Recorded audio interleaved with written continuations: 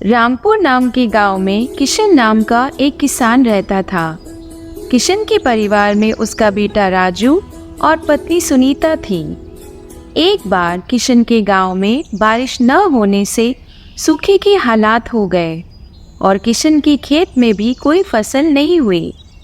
किशन और उसके परिवार ने कुछ महीने तो जैसे तैसे निकाल लिए, लेकिन धीरे धीरे उनके पास जब पैसे खत्म होने लगे तो हालातों को देखकर किशन ने अपने गांव के जमींदार धनीराम से कुछ पैसे उधार लेने की बात सोची।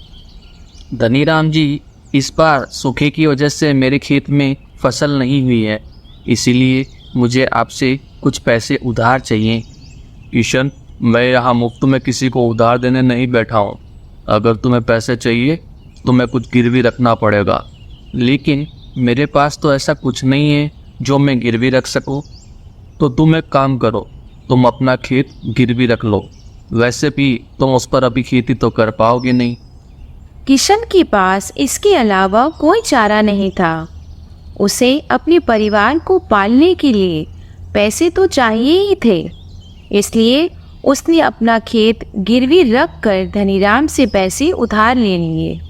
किशन, एक बात याद रखना, अगर अगले साल तक तुमने मुझे मेरे पैसे नहीं लौटाए तो मैं तुम्हारे खेत पर कब्जा कर लूँगा।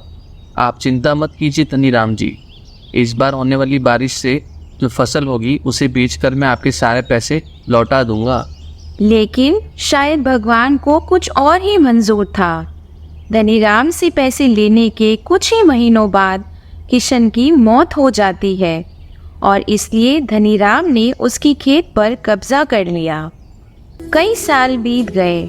अब किशन का बेटा राजू बड़ा हो गया था। उसकी शादी सुधा नाम की लड़की से हुई। उसके 2 बच्चे भी थे। लेकिन अपने खेत के जाने के बाद राजू गांव के छोटे मोटे काम करके अपने परिवार को पालता था। उसने कई बार धनीराम से अपने खेत वापस देने की विनती की। देखो राजू, सीधी सी बात है, तुम्हारे पिताजी ने मुझसे खेत के बदले पैसे लिए थे। तुम मुझे मेरे पैसे लौटा दो, मैं तुम्हें तुम्हारा खेत वापस दे दूंगा। लेकिन मेरे पास अभी इतने पैसे नहीं हैं। आप मुझे खेत दे दीजिए, मैं उस पर खेती करके धीरे धीरे आपके सारे पैसे लौटा दूंगा। लेकिन धनीराम नहीं माना। बेचारा राजू निराश होकर अपने घर पहुंचा। पिताजी, अगले महीने दिवाली है। आपने हमसे वादा किया था कि आप हमें नए कपड़े और पटाखे लेके देंगे। आपको अपना वादा याद है ना? हाँ बच्चों, मुझे अपना वादा याद है, तुम चिंता मत करो।